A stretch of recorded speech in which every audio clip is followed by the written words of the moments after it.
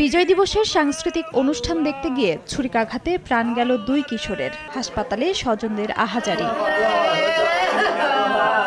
স্বজনরা জানান, চাঁপাইনবাবগঞ্জের নাচল উপজেলার মল্লিকপুর বাজারে বিজয় দিবসের সাংস্কৃতিক অনুষ্ঠান দেখতে যান ফতেপুর ইউনিয়নের মাসুদ ও একই ইউনিয়নের রায়হান। অনুষ্ঠান চলাকালে পাশের গ্রামের কিশোরদের সঙ্গে বাগবিতণ্ডায় জড়িয়ে পড়লে ছুরিকাঘাতে ঘটনাস্থলেই নিহত হন 2 জন।